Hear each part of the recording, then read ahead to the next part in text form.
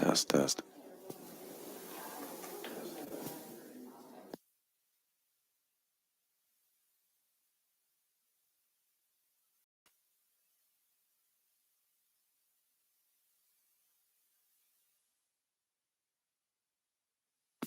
test, test,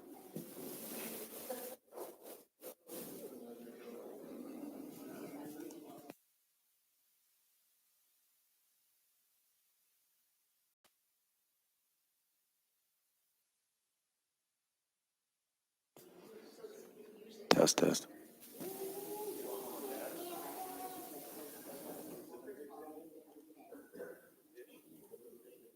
test, test.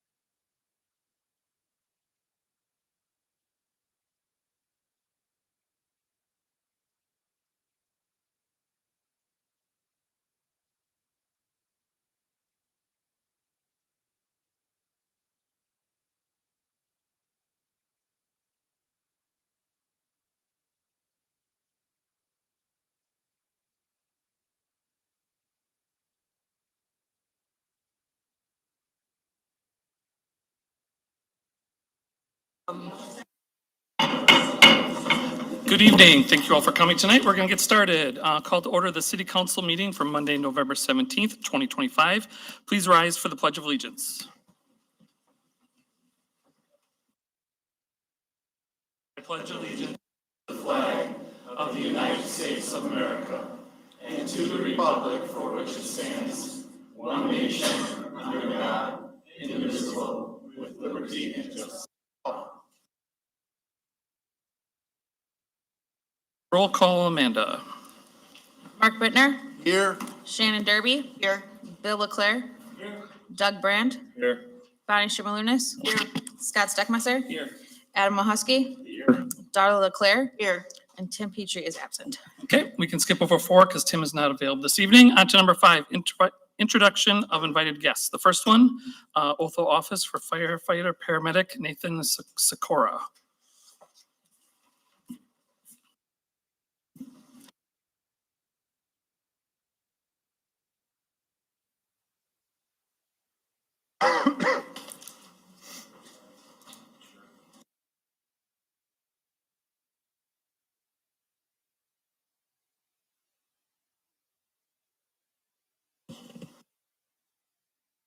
So I'd like to introduce 2 of our newest firefighter paramedics who have successfully completed their recruit training.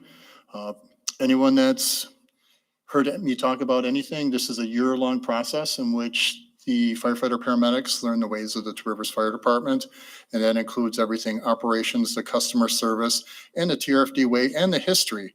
So they're indoctrinated into what we do, our past history, and what we're going to do moving forward with the goal to exceed expectations doing what we do. The first firefighter paramedic I have is Nathan Sikora. He's currently on B shift. He started with us November 4th of 2024. He's joined by his parents and also by his wife Megan, who will be pinning him, and Jackson and Emma. He's from Denmark, Wisconsin. Prior to being with the City of Two Rivers Fire Department, he was in fire medic school, which he has a degree in. He also has a degree in criminal justice, and I'm glad that he came to our side. And he also has a degree in nursing, so he's got degrees, and he's a very diverse individual. He's the second nurse that we have working at our fire department, so they're very helpful with training and very knowledgeable, helping out with a lot of our critical care stuff. Also, prior to working by us, he was a flight medic in Green Bay. His greatest accomplishments during probation is his lack of cooking skills. Specialized training that he has completed. Besides his probationary training and education, he is also a member of our personal watercraft team. And he's currently working to get his engineer and ladder operator certifications. So what does he like the most about TRFD? He loves the family atmosphere and the competitive atmosphere of the fire department. Whatever his future goals, his future goals are community outreach and education.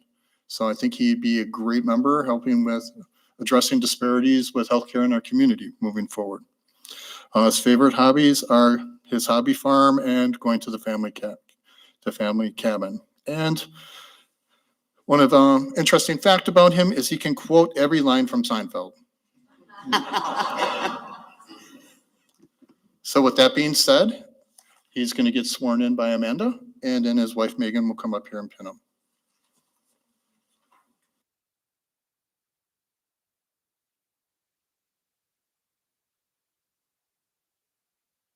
I, Nathan Sikora, Solemnly swear that I will support the Constitution of the United States solemnly swear that I will support the Constitution of the United States and the Constitution of the State of Wisconsin, and the Constitution of the State of Wisconsin, and I will faithfully discharge the duties and will faithfully discharge the duties of firefighter paramedic of firefighter paramedic for the City of Two Rivers for the City of Two to Rivers the best of my ability. to the best of my ability, So help me God. so help me God.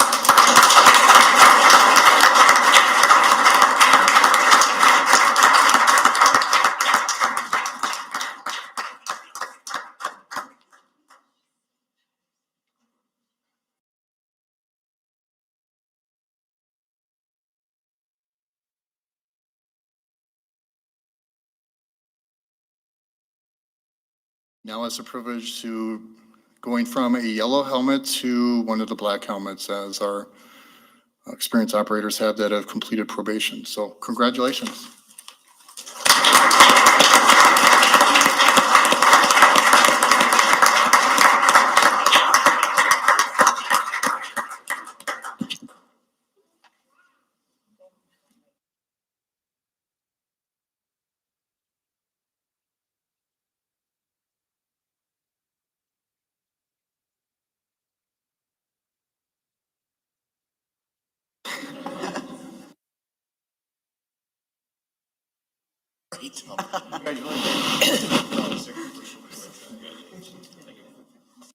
Welcome, congratulations.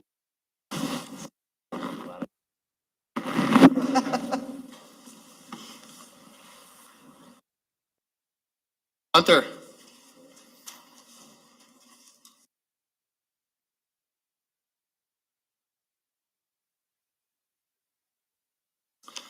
The second individual I would like to recognize for completing his probationary period is firefighter paramedic Hunter Decker.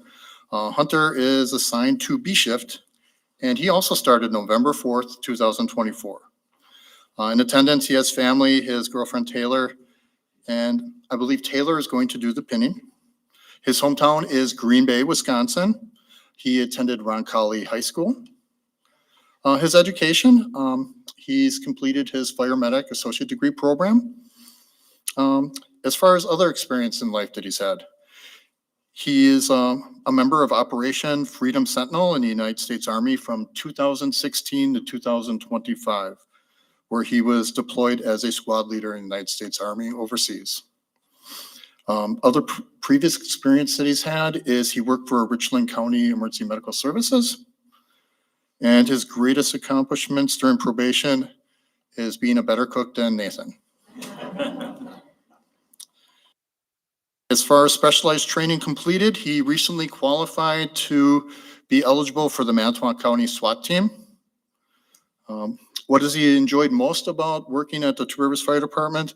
And it's a credit to you guys, the pool of knowledge and the mentoring atmosphere. So kudos to you guys. Personal goals within the department is completing his motor pump operator and his aerial truck operator and working with pub ed. Hobbies and interests, he loves hunting, and information or a fun fact on him is he knows more about sports than any other person in Two Rivers. So with that being said.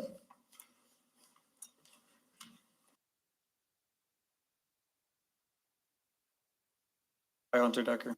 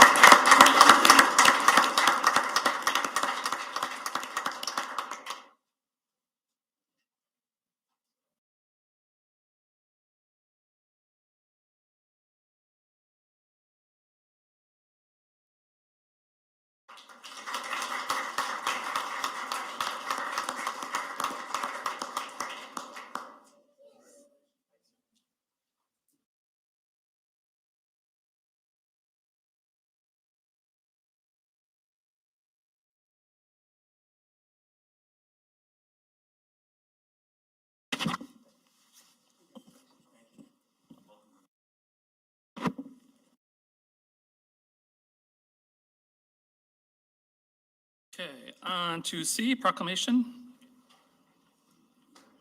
Is that you, Chief, or?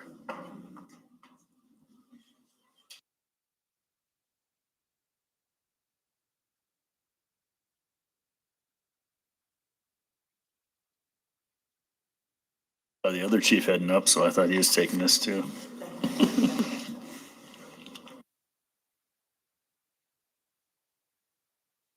Yeah, so this is a proclamation from the city of Two Rivers, recognition upon retirement.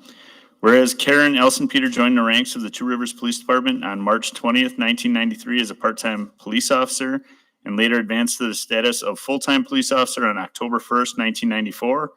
And whereas November 1995, Karen was part of Wisconsin's first drug recognition expert class and became a drug recognition expert. Karen has continued on in her drug recognition expert role as an instructor for the last 29 years. And whereas 1998, Karen was selected as the police school liaison officer serving in the Two Rivers School District. Karen also became a DARE instructor in May of 1998. And whereas Karen was awarded Officer of the Year on 2 separate occasions, once in 2000 and once in 2020 for her exceptional police work. And whereas February 4th, 2002, Karen was promoted to the rank of patrol lieutenant and has honorably served in that role for the past 23 years. And whereas March 26, 2004, Karen graduated from the Northwestern University School for Police Staff and Command course. And whereas decades ago, Karen became the first equestrian mounted patrol team for the Two Rivers Police Department with her horse TC. Karen and TC continue to do mounted patrol work for the Wisconsin Capitol Police and Wisconsin State Park Police.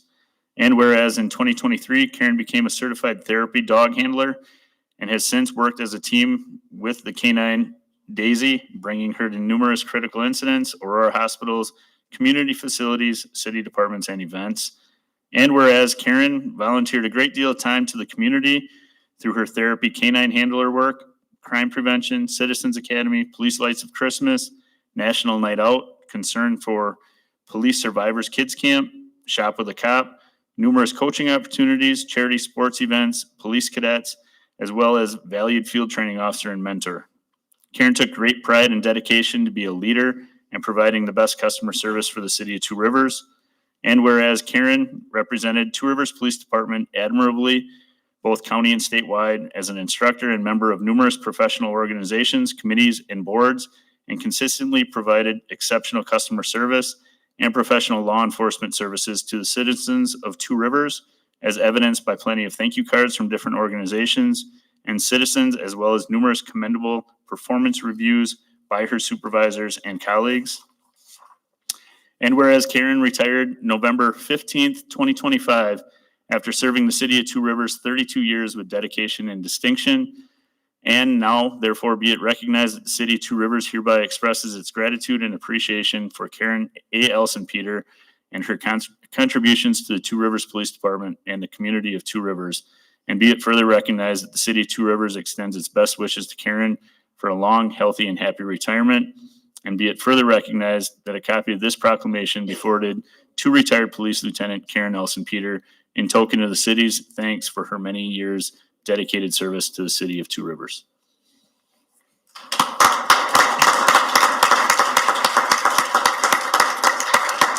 Karen was not able to be here today, but I'm sure she will get this on recording somewhere. Thank you. Thank you, Chief. And thank you, Karen, wherever you may be. On to number 6, input from the public. If you wish to address the council about something that is on this agenda or perhaps a future agenda item, please step up to the podium on your left and state your name and address for the record. Please be aware that you will have 3 minutes to address the council. The council may ask questions of you about the topic, but cannot discuss issues raised or make any decisions since the topic is not a posted agenda items. Issue raised may be referred to the city manager or city staff for research and possible further action. Input from the public. Hold it back, thanks. Everyone get in line behind Kathy. Ben can clear a room, huh? All right, thank you so very much. My name is Catherine Dahlke and I reside at 3727 Adams Street, and this is in regard to discussion item A on your agenda this evening. And that is in regard to the relationship that we have with the MMT bus route. This is a subject that has raised a lot of question, a lot of concern, and a lot of conversation. So in preparation for the meeting, I did look at your agenda packet, and there was no supporting detail provided in the agenda packet for the discussion in front of council tonight. So I reached out to the MMT, sent a lovely note, and I received a phone call this morning from the Manitowoc City Attorney saying this constitutes an open records request, and he'd be happy to send me the information. I also received an email, a summary email from the MMT with regard to the questions that I had. So if you have just a moment for me to share, because this will be very pertinent to your discussion and any decisions that are made this evening. So the city attorney had shared with me a sum total of 19 pages of emails going back and forth between our city manager and the MMT, asking a ton of questions around the program, starting back in October 22nd. So we, the public, have been asking for transparency and understanding what's going on. We've not heard anything. On and about November 4th, an email was sent by the city manager to the folks at MMT saying they were looking to reduce their contribution by 50%. And yet there is still a flurry of emails going back and forth, getting more information on what can and cannot be done. On November 7th, a public posting was put out on the Two Rivers City Hall page. I have a copy of it with some information around the cost, et cetera, and in their own words, an informal survey requesting input. That set off a lot of questions. So what I'd like to share is the summary of information, and there is some detail here with regard to our relationship and the ridership numbers and the cost. It says, thank you for showing an interest in City Bus. I'm always willing to supply information to anyone who asks. Below you will have the ridership since 2020 for Route 1. The TDP we are currently in breaks down those ridership numbers even further. According to their data analysis, Two Rivers is averaging 120 plus rides a day currently. We have been fortunate here in this community as well. I just attended the joint WIPTA conference in Minnesota and Washington, and we are at about 90% pre-COVID numbers. So where there had been a dip during COVID, the numbers are going back up, where most transit agencies at around 70 to 75%. You also requested a breakdown of cost for Two Rivers, which I also have on hand. And I can make copies for the council. This goes year over year, particular cost and expenditures for the city. It is a complicated relationship as there's federal funding that is tied up in this as well. Through capital expenses like purchasing buses, buildings, shelters, etc., we, Manitowoc, get 80% reimbursed if approved by Wisconsin DOT and 20% expense. So for each bus we will have to purchase in the future at $750,000 per bus, the city of Manitowoc will have to pay $150,000 per bus. We have a fleet of 9 buses, so when we have to replete the fleet of 9 buses over the course of a few years, it will cost Manitowoc $1,350,000 in total for all. In that, Two Rivers' share, none of it is for capital expenses such as buses. So in this spreadsheet, you will see that their totals of 50% off. That is because FTA and WSDOT funding, we get back 50% of what we spend on operational expenses. Two Rivers' share goes directly to operational expenses for the year for Route 1, drivers, gas, maintenance. To run Route 1 bus in 2026, it will cost $205,378.30. It's very detailed. The Two Rivers share we are requesting is $156,500, which is 76% of the operations cost. Manitowoc covers the rest for Route 1, along with the purchases of buses every rotation. Manitowoc only has 2 stops on Route 1. Other 73 stops are in Two Rivers. About your question on paratransit, yes, it would be affected by reduced hours or no service at all. I will try to show 2 scenarios to help explain this further. If Two Rivers decided they could not afford Route 1 and it was pulled, there would be no paratransit at all, which would be very unfortunate for the 250 Two Rivers paratransit residents who currently use it regularly for medical appointments, dialysis, shopping, or just visiting a friend or loved one. Number 2, if hours were reduced, paratransit can only run in the hours of the fixed route of Route 1. So if the fixed route, City Bus, only ran 4 hours a day, which is what would happen if we cut our contribution in half, paratransit could only operate in those 4 hours as well, which would significantly impact individuals with medical appointments. Those are our guidelines for receiving the funding. Paratransit is available to anyone within a 3/4 of a mile of a bus stop, which is why sometimes people get upset with us going into certain neighborhoods, but it is our goal to be able to cover as much area as possible, so paratransit is open to as many as possible. So sometimes we have to go into neighborhoods where we are not always accepted. It says written, so to say. Manitowoc has reached out multiple times in the past to get an agreement in place with Two Rivers, but we have not received any interest back in the past. Hopefully that can be remedied in the future. So I do appreciate that there's dialogue going on. My concern is that perhaps there are decisions and conversations that are being happened without full information and that may be premature in order to meet a budget deadline. I appreciate that we're trying to reduce property taxes. Taxes have already been taken out. It's gone. That money's gone. It's out of my pocket. We're concerned about how you're spending that money. And when departments, as I've read through the meeting minutes for the Personnel and Finance Committee, when departments are asking for 3.5, 5.6, 6.8 increases in their budget, perhaps we better take a look at making some cuts there and making some educated decisions before we take away a vital piece of transportation for our residents. Thank you. Thank you. Anyone else? Seeing no one else, we'll go to council communications. Letters and other communications from residents. Anyone have anything? Bonnie. Oh, is this a communication, a listening session? That would be more from council reports from Okay. boards, commissions, Okay. committees. I was just going to say that we have that contact the council email, and everybody is really encouraged to use that. And in just the last 2 days, the last day, we've received some very encouraging emails, and I know we all got them. And for the authors, I just want to just say that your thoughts and your words mean more to us than I think you'll ever realize. And so thank you to the people who are encouraging and want us to succeed as a council and as a city. Carla? Anyone else? Okay, then on to number 8, council reports from boards, commissions, and committees. Bonnie, would you like to go first? I just have this is from the listening session, okay? The subjects that were brought up was that the council needs to speak into the microphones as it's difficult to hear them. Perpetual flowers were brought up, and I learned a little bit of history that a fund was created for these flowers, but then the flowers they were bought from 2 local greenhouses. The fund was seriously depleted when one particular city manager wanted to use it for a project.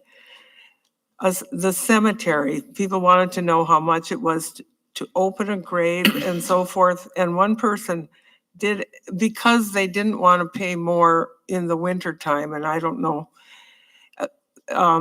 she asked the question, what do you do with the body till the ground can be opened? But I don't think she got an answer. Someone wanted to know who would service the flowers near the tennis course because they did not want to see a contractor hired. Now buses, some people wanted to keep them.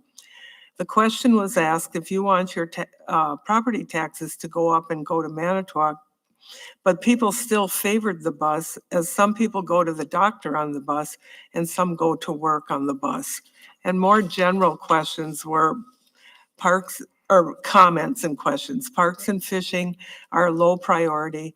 What in the budget are wants and what are needs? People liked the setup of the conversation in that meeting. And they were told that they could, if you went to smaller committee meetings, there's a possibility of having more of those conversations. It's smaller, there aren't as many things on the agenda. Some people would like to see representatives from each of the districts in the city. And a suggestion was made to put parking meters on the lots in Neshota Beach. And then the attracting families to Rivers was a subject brought up, but they have to find homes, good schools, and they like the low crime rate here. One person told about 3 different families that came here and tried to buy homes and were always outbidded. And one even rented until they could find a home. And then that home they were renting was sold to a short-term rental person. And at the last chance to say something, again, the subject of affordable housing was brought up, and others said that there should be a nominal fee. They were hoping there would be a nominal fee at the beach. That's about it. Does somebody want these? Yes. Who? Yes, Amanda will probably take those. All right, later I'll give that to you. Yeah, and then we can distribute them out to council members and make sure they get to the different department heads too, Okay. to get some answers. Is there more? Or is that it? I saw you get another piece of paper out, so I'm gonna just, Yes, because of Main Street. okay, keep going. They had the summary of the year, 2024 is what I'll zero in on. There are 5 major events connected to Main Street. Cool City Car Show, this year they had 300. The Brian Lee Memorial Blues Fest, Ethnic Fest, Great Trivia, and Sweet Street. I have to talk to people about these names. They're tongue twisters. They came out quite well. They had about $22,250 over the expenses. In other words, that was the budget went over in the black. Had to think of a color by $22,250. So far, the 2025 income is more than the expenses. Main Street consists of 3 committees. The promotion and marketing, they're the committee behind the 5 events, economic vitality, and it's through them that I can't read my writing. Business receive facade and sign grants because they work on grant opportunities. The design committee, the results of this committee are more visible because they are in charge of hanging and ground flowers, yarn, bombs, and banners. That's it. Thank you. Anyone else? Yes, Mark. Yes, I'd like to remind everyone, community, this Wednesday night at 5 o'clock, there'll be a Personnel and Finance Committee meeting. There is on the agenda input from the public, and as we've always done in the past, chairmans will allow citizens to talk other times too if they everyone to come and give your input on the budget. We're on the final steps to complete it. It's not an easy task. There's lots of complex issues, but we're going through them slowly, and we should have a final budget hopefully shortly. Mark? Anyone else? Yes, Adam. Advisory Rec Board met last week, Wednesday.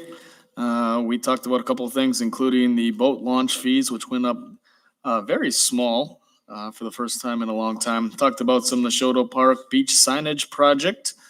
Also talked about a designated swim area. Some of these weren't voted on, like the designated swim area and signs weren't things that were voted on. More or less just a update and an update on senior center programs and grants. Thank you. Anyone else? Yes, Shannon. On Thursday, the EAB is having a winter education series held at the Leicester Public Library at 6 p.m. Else? Yes, Bill.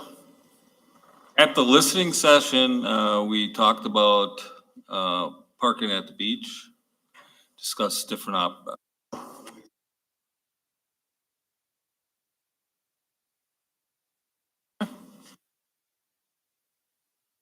Anyone else?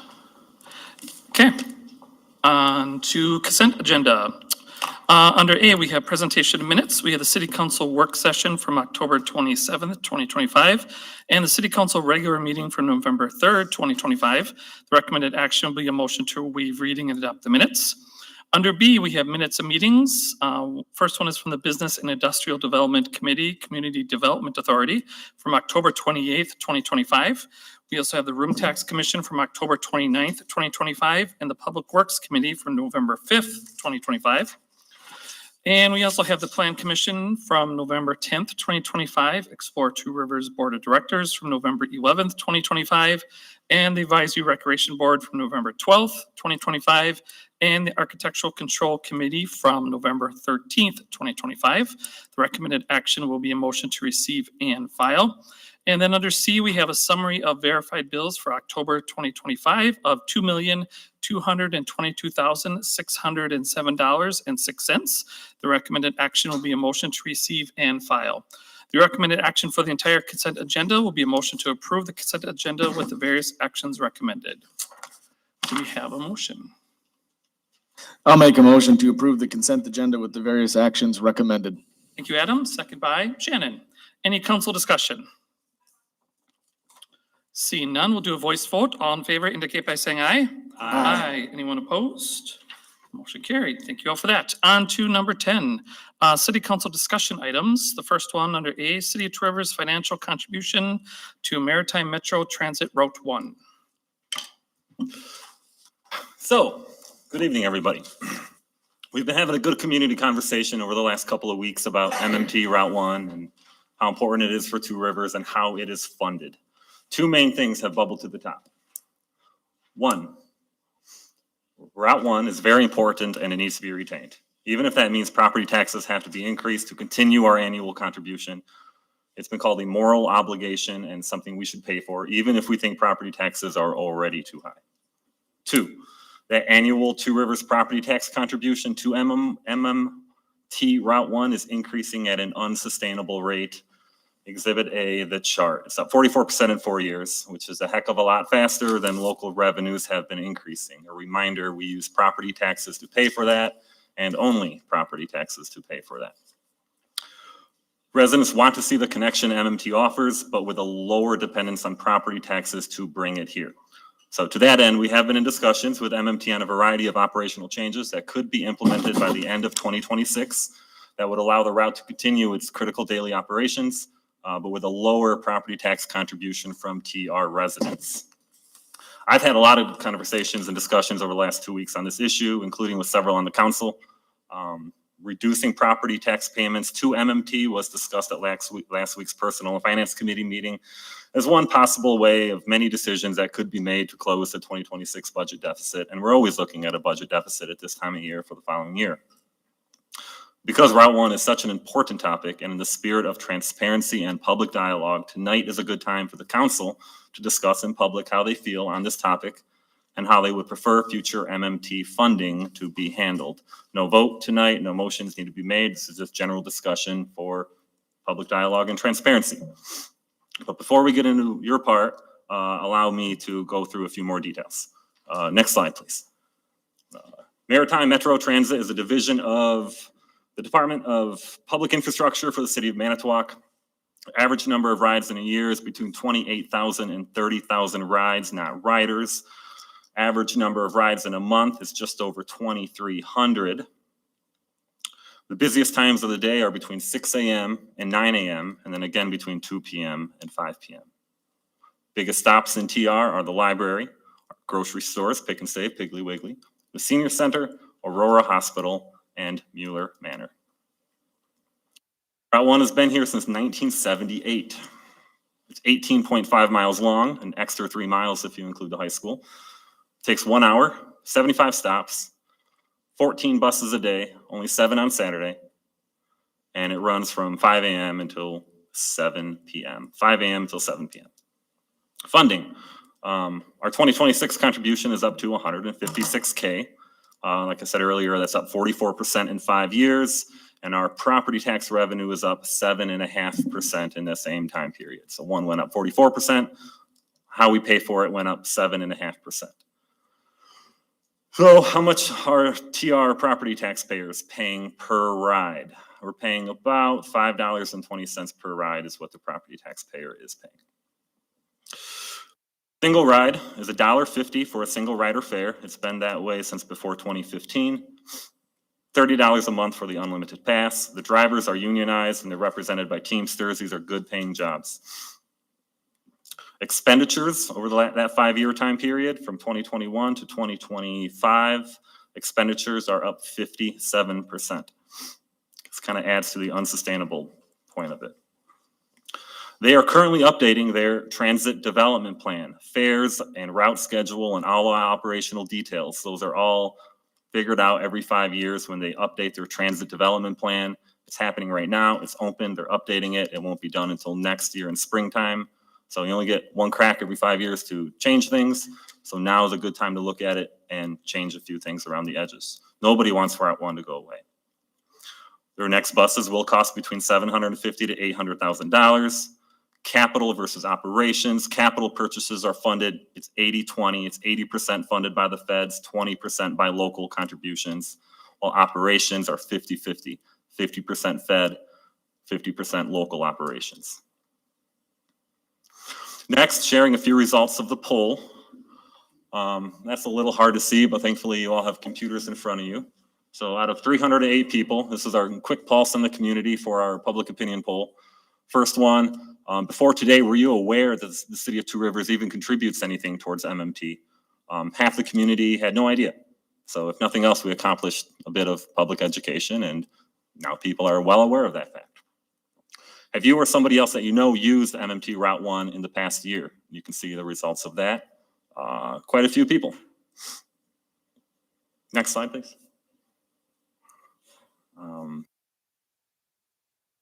For yourself what those are. We currently contribute about 156 per year. People find that very important. And then you can see what people are using Route 1 for, a variety of things: shopping, school, work, medical appointments, a variety of things. So it's pretty darn important. MMT is not a city of Two Rivers operation, and logistics of the bus route are not ours to manage. MMT has endless amounts of detailed operational data on trends and peak times and everything else they need. We can all see there are times of the day when the bus is running consistently with nobody on it, mostly during the middle of the day. However, knowing this now with eyes wide open, if future contributions are reduced, it should come as no surprise that daily operations could be impacted by either higher rider fares or fewer operational hours. So with all that, I'm done talking. This is a general discussion time for the city council to discuss how they feel on this topic and how they would prefer future MMT funding to be handled. We look for direction. Yes, Adam. We all, or at least I, would want Route 1 to continue. My biggest thing is the disparity or the difference between what the riders pay and what the city taxpayers pay. I think that should be more of a level playing field versus the rider paying $1.50 and the city taxpayer paying $5.20.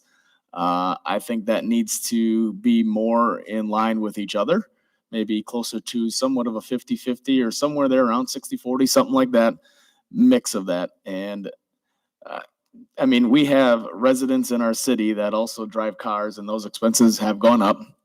Cost of a car, the cost of insurance, the cost of gas, the cost of maintenance, that they're being taxed with to get around themselves. And the cost that they got to pay into the state to operate their vehicle that goes into the transportation fund for us to use our roadways. And that's taxing a lot of people that, can hardly afford things as well.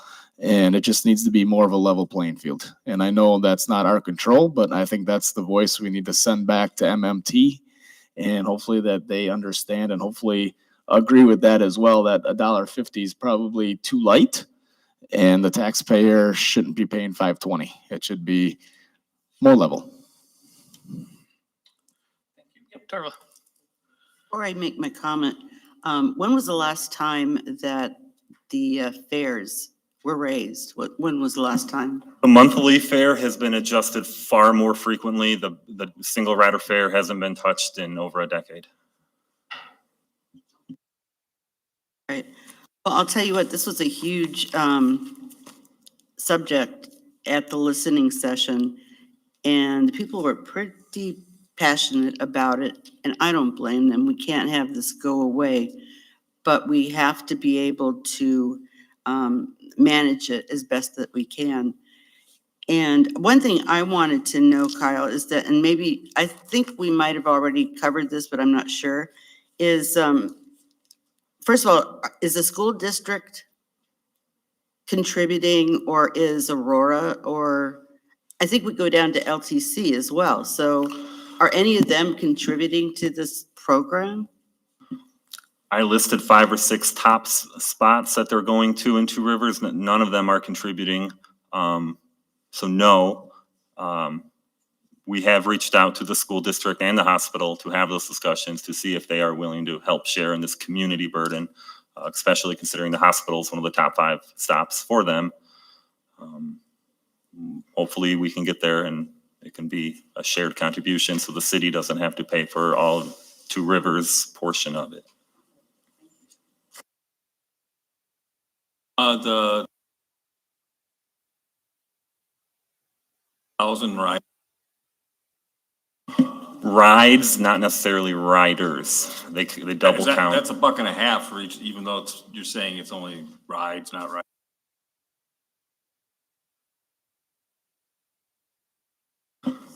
Look, there's never a profit. The whole thing is subsidized, the whole bus transit system, as is typical for most mass transit systems in the country. So the rider fares are a portion of it. Federal funding is the biggest portion of it. They get state funding as well. So it's a big piece of the puzzle that they put together. I forgot your.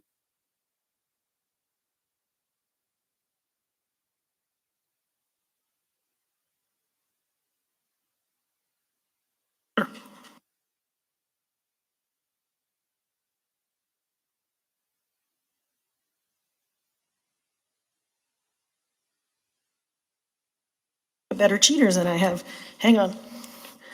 Dang, it's super small. Bear with me, I didn't bring my binoculars. So the operating costs go into fuel costs, driver labor and benefits, mechanic labor and benefits, admin labor and benefits, and other operating costs such as bus parts, insurance, utilities, software, cleaning supplies. The cost per year for operating is $205,000, of which Two Rivers contributes the $156,000. So it's not a profit to Manitowoc. Our taxes aren't going to Manitowoc to benefit Manitowoc. It's going to pay for the operational portion of the bus. So basically that's just going to general fund. We did share the expenditures were up 57% since 2021. So much like our operations, things are going up at a cost that's really hard to manage. I'm kind of with Adam here. I think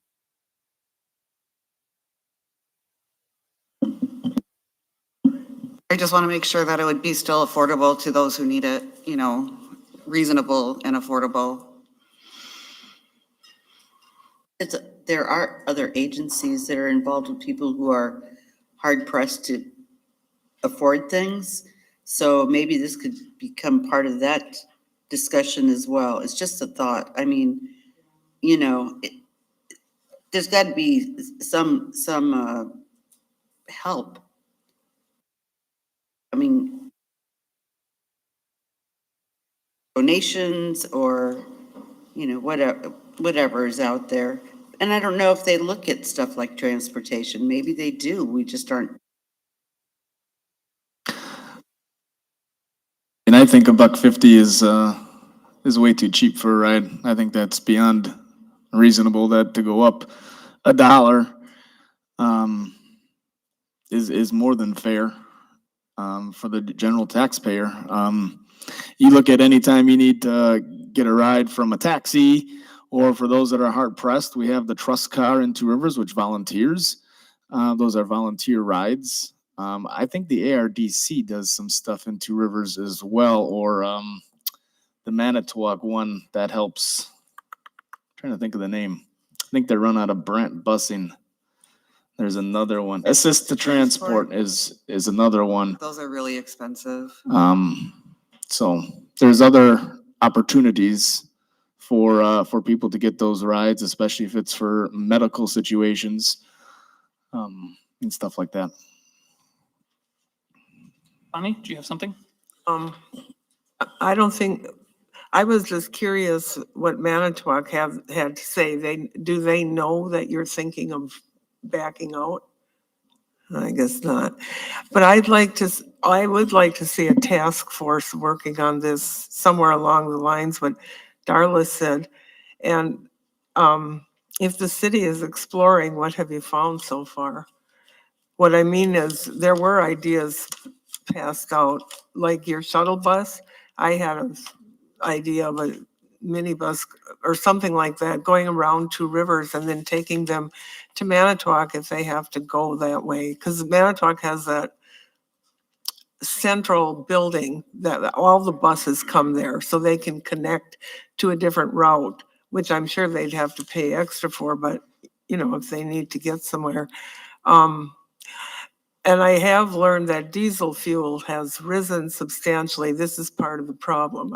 I think that, I'm guessing this is why the price is going up.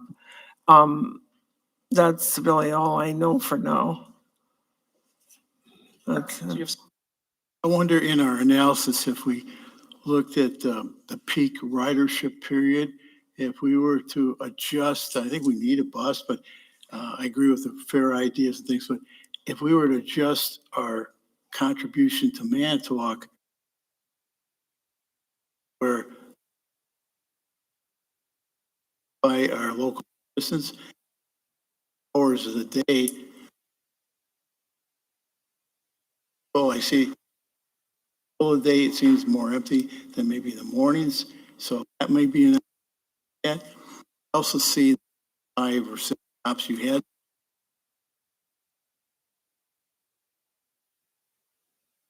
Next time, leadership could scheduling back a little. We'll have a bus run, but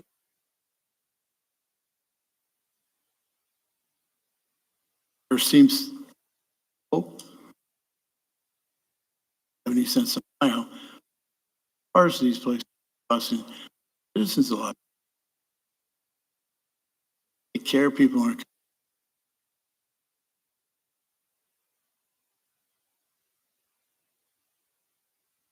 Darla. I was just going to say that there's a lot of moving parts to this, and we haven't explored all of the possibilities of how we can do this.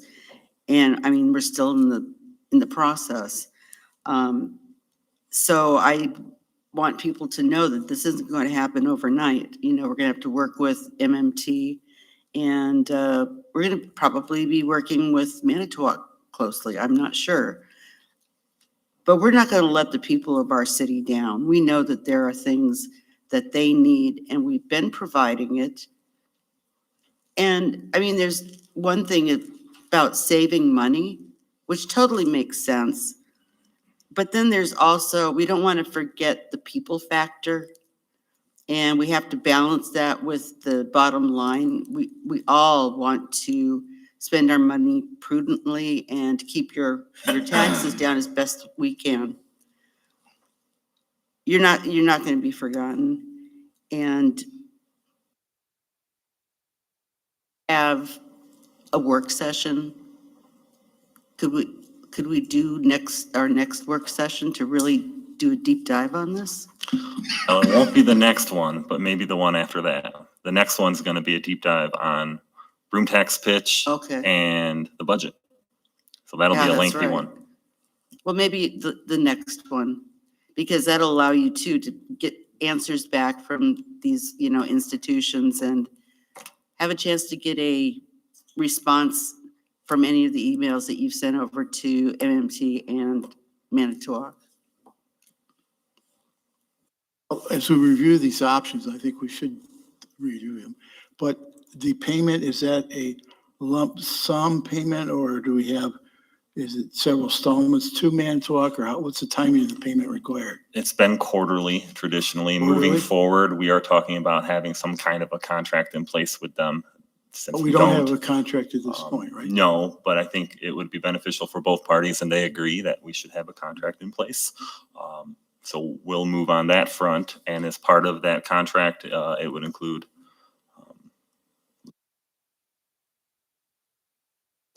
I mean, from the sounds of it, no one up here wants to get rid of Route 1, including myself. That's not I think, anyone's goal. It's just a matter of how to pay for this. And obviously, from listening to Kyle, it sounds like they're in, they do a 5-year plan, which isn't going to be completed till after our budget is completed. Therefore, it would probably make the most sense to fund this at our current rate, knowing that we can't get a ridership fare change until they're done with theirs. And I would imagine that once they do their analysis on there, I would imagine they're going to come back looking at the same thing, saying that $1.50 is probably too cheap, given the rising costs in multiple things, including the cost of buses, diesel, their labor, and so on and so forth. That I'd imagine they're going to come back with an increase, whether or not we want it, to the ridership fares. But it would be something that I would support, to increase the ridership fare. We're not saying $5, but I would hope that there would be some kind of increase to balance it out a little bit better, and hopefully help with future budgets coming up. That's important to look at. Also think it's important to look at a deep dive on the schedule too, to see if we could trim some of the timing of the bus in the middle of the day when perhaps it's not used as much and not hurt the citizens too. And I think we ought to look at some of the, I see the hospital is there. Businesses that really benefit from the riders who use their facilities to step up a little bit too and help fill some of this revenue. Then I think we ought to integrate looking at trust cars, which is, I see the senior center as a major stop too. Trust car activity does provide volunteers who have cars and operate at no fee. I can't be completely dependent on trust cars, but that might be an educated option for some people who are using this bus. So I think there's lots of ways we could explore this to try to still keep maybe a lesser service at a lower cost and a lot of different options for us, rather than completely removing. Orderly, we don't have to commit to all the dollars at once. We can commit to a period of time where options and do it quarter.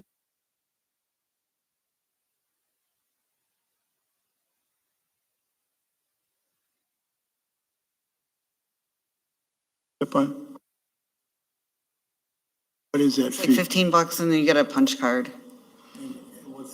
I don't know. I just know there's a punch card and it's like $15 for so many rides through the trust car. And it's for seniors, run by the Friends of the Senior Center. 10 rides. It's pretty cheap, but they do have a fee. It is for the senior center. It's about even. Bus, Probably, door to door, and it's right? Some people come from Manitowoc just to play bingo at the senior center, so. Our senior center. Shannon, you nailed it. It is $15 for a 10 punch card. Those are all things we can continue to review, I think. Anyone else? The council direction, discussion, and thoughts is helpful. You guys lead us, not the other way around. So thank you for letting us know your strategic thoughts and where you'd like this to go. We don't have the answer yet. We bring to you a problem that has been identified. And you see those lines make a problem. But nobody wants to see Route 1 go away. It's just like any basic government service. If things go up and up and up over the years, you might have to make some adjustments around the edges, but protecting the core function of how important it is and how critical it is for people. Thank you. Excellent. Well, good discussion. Unless anyone has anything else. Sorry. On to 11 then, city council formal items. Under A, ordinance to amend section 4-1-6 of the municipal code regulating snow and ice removal. This is something the Public Works Committee has been chewing on for a few weeks, providing both clarification for timeframes and a more accurate method for the city to recover costs related to sidewalk, snow, and ice removal. Sir? This all stems back to last winter, where we had some snowfalls that required Public Works to go out and clear sidewalks of snow and ice. And during that process, it was also then challenged as to the rate and method of how we were charging these properties. So that discussion went on for at least 3 Public Works Committee meetings. And ultimately there was little resolution, but we decided to bring it back into a ordinance revision prior to this coming winter. And what's in front of you is the outcome of some discussions with the committee and also what the city attorneys have basically prepared for this discussion. So the ordinance in front of you, ordinance revision in front of you, the bold text is suggested language. The strikeout is language that they're looking at omitting. And then I added a little bit of red text towards the end to indicate that we want to place the ultimate fee for clearing the sidewalks within section 121 of the municipal code, which is the license permit and other fees table, which is actually the next agenda item. So ultimately, there was in section A requirement to remove all snow and ice from the sidewalks. The word all comes from state statute, and the attorneys felt that could not be modified or stricken. So that term is still within the ordinance. The 24-hour time frame was modified to a reasonable time, presumed to be 24 hours. That provides some flexibility to that enforcement period. So we don't have to do it immediately 24 hours after the snow. And when exactly did that snow end? So it provides a little more flexibility. Section B, there was no modified changes. Section C, there was just some additional titles of who can require the sidewalks to be cleared. Previously, it was the city manager and city engineer. This opens it up to city engineer, public works director, one and the same, or other employees or designees of the same. So this may end up being the police department, fire department, yourselves as council members, passing along concerns, etc. And then the costs section, again, that was controversial. The way we set it up last year was because there was so many of them, we did an average time frame of what the average cost was to clear a sidewalk throughout the entire city. That was not acceptable by the general public who challenged us. They wanted to see a published fee per foot or some other method. So that is what we have gone with, is a proposed cost or rate per lineal foot of sidewalk cleared. And then any additional costs that can be justified over and above that would be included in their invoice. And if there are subsequent second or more violations, they could be issued additional forfeitures, as mentioned in section C. That's, in summary, it. Questions? Can I ask a question? Well, I'm going to ask you a question. I didn't see anything in here about like warnings and things. Is that a normal thing? Like with grass cutting, you usually send them, or did you eliminate that? With snow clearing, there is no warning. Our warning is we send out a notice in the newspaper. We additionally put that on the webpage that starting the winter months, sidewalk, and if we started giving the time that 24-hour period form ended, we then come up with complaints, send out a notice or post a notice. You could be looking at, I'll call it a week before you give them notice, allow them time to respond, etc. Now you haven't addressed the requirement placed upon us by the state of Wisconsin to keep sidewalks clear of snow and ice.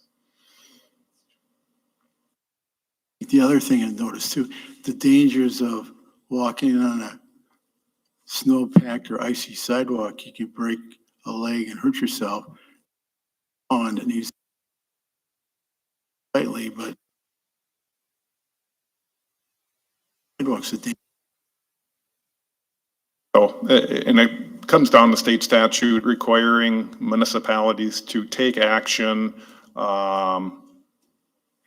if sidewalks are not clear of snow and ice. Is the print in bold going to stay in the new code? The bold is text that will be added. Ultimately, all the text will become unbolded or unstricken. So once the adopted version becomes codified, it'll be normal text. Okay, that's fine. I was just wondering about like within the 24-hour or within 24 hours shall be presumed reasonable for the purpose of this section, because you have it stricken from the earlier line for 24 hours. But then you have it basically bolded for the presumed reasonable time. The first sentence that's in is a reasonable time after the snow ceases to fall. Right. Period. So that's one thought. And then it defines what a reasonable time frame is, presumed to be 24 hours. Basically says the same thing, but Yeah. Thank you. Did we talk about changing the amount of snow that would kick this into effect? Or are we sticking with a dusting and getting kind of like we did last year? And I say that because, again, like I pointed out last year, is the crosswalks are an extension of the sidewalk. And if we're not plowing those and we're forcing residents to plow or shovel their dustings, so to speak, it kind of seems silly, I guess. state statute doesn't regulate when sidewalk or when pavements are cleared or to what extent.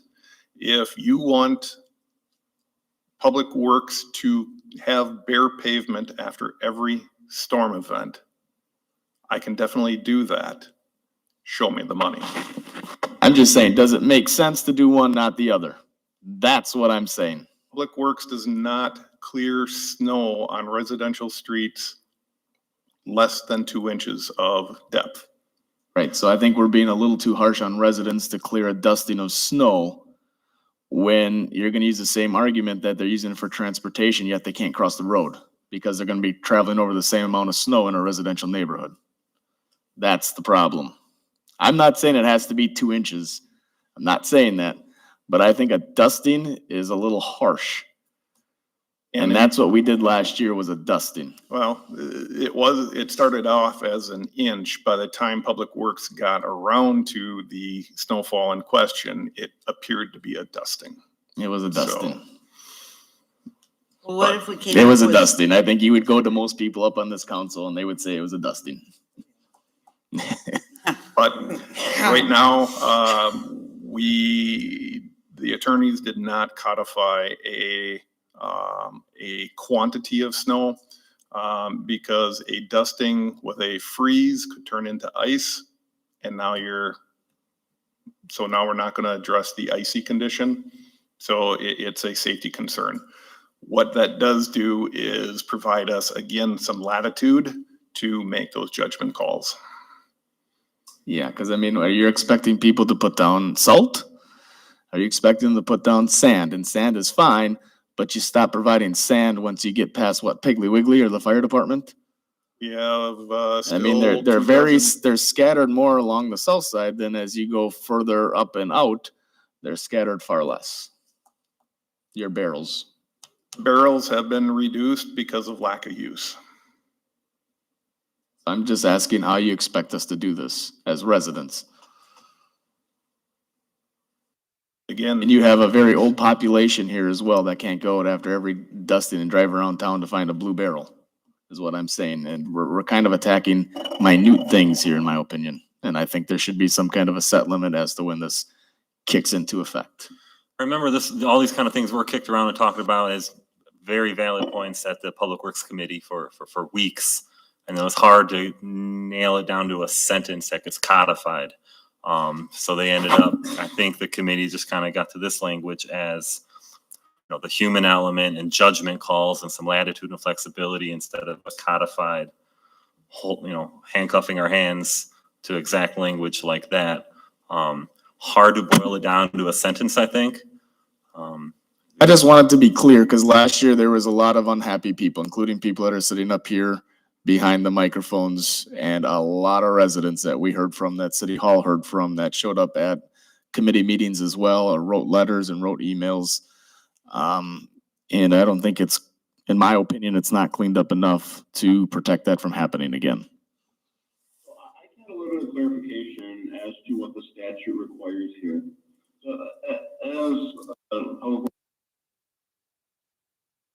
It's pretty vague here. What level of snow?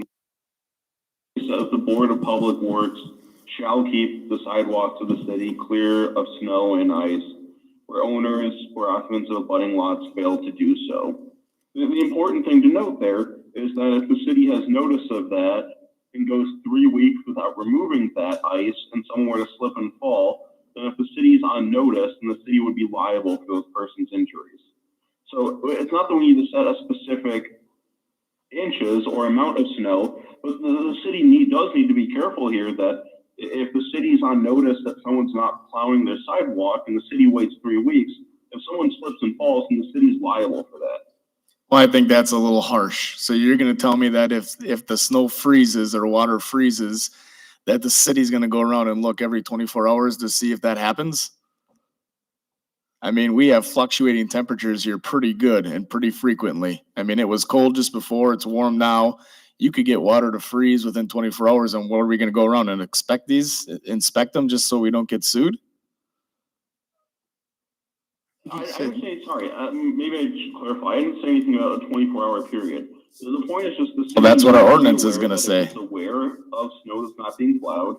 If that accumulation of snow and ice exists for over 3 weeks, if someone slips and falls, then the city's liable. That doesn't mean the city needs to go around every 24 hours.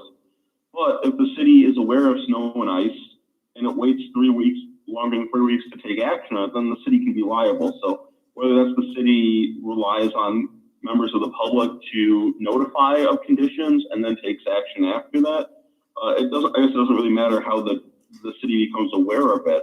But once the city is aware, then the city has a responsibility to clear that snow and ice. But aren't we voting on an ordinance that says 24 hours? It doesn't specifically state 24 hours. It's reasonable. And Right, which amounts to 24 hours. That's what it says in there. Reasonable is presumed to be within 24 hours. That Right. gives us the flexibility there. But we would be on notice technically after 24 hours then, if you're getting technical in a court.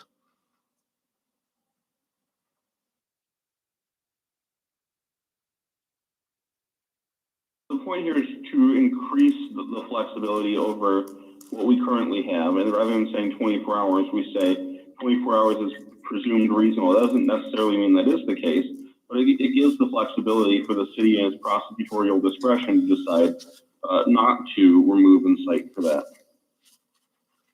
That would still put us on notice, is what I'm getting at.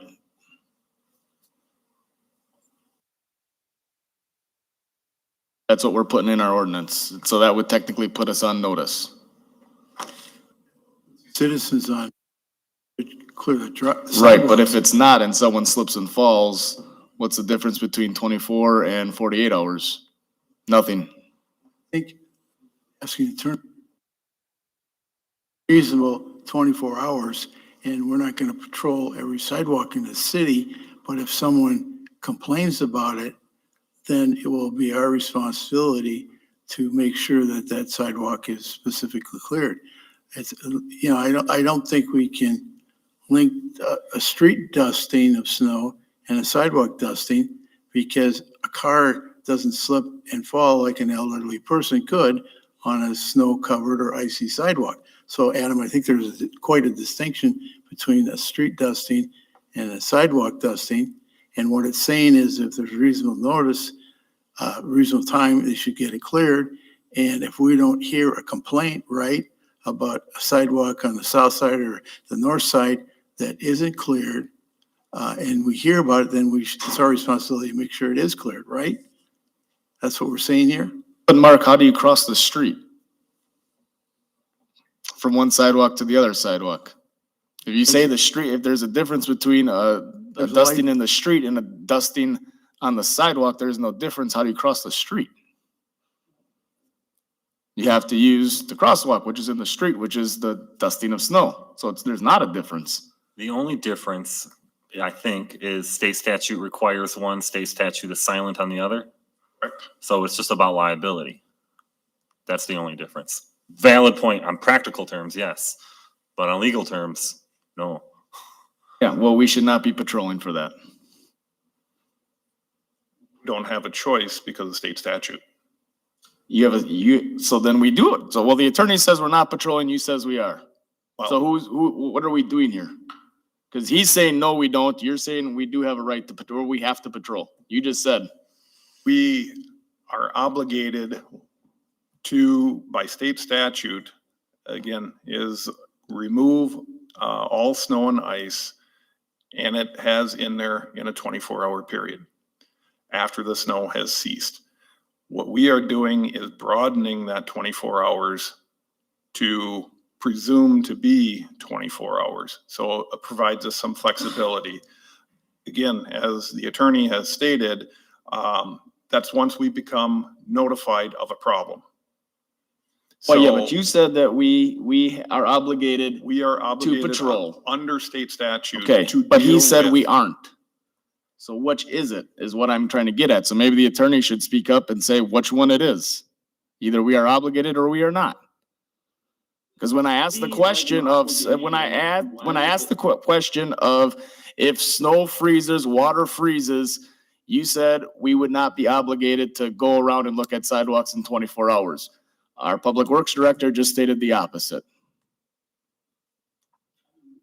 The city does not have an affirmative obligation after snow falls to be on the lookout for snow and ice.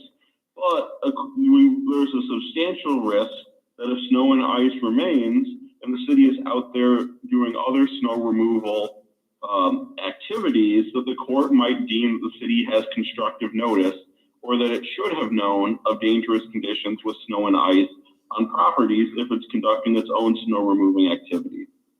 Of which we don't do under 2 inches. That does seem like a little vague. If someone was to complain about a specific sidewalk, icy or snowy, and it wasn't cleared within the 24-hour reasonable period, then we're obligated as a city legally to be responsible. But, you know, I don't think we're doing this about worrying about us being sued. I'm thinking about the safety of the citizens and trying to create a practical procedure that we get neighbors to watch out for other neighbors to do the best they can to keep their sidewalks cleared, you know? So this seems, and I think one of the biggest problems we had previously was the cost. When we did have a violation, the cost, they didn't think it was reasonable. We have clarified that with $1.25 a foot, right?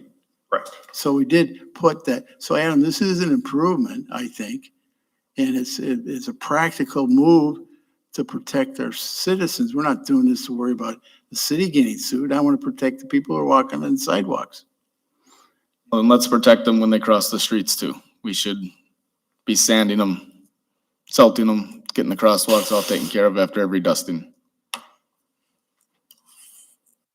And I'm being a smart aleck there, by the way, Yes, because Carol, that's go ahead. unreasonable. I'm just curious, okay. A lot of, what we have to take care of is complaint driven. And it's not just, sidewalk snow, it's, tall grass or, bum sidewalks.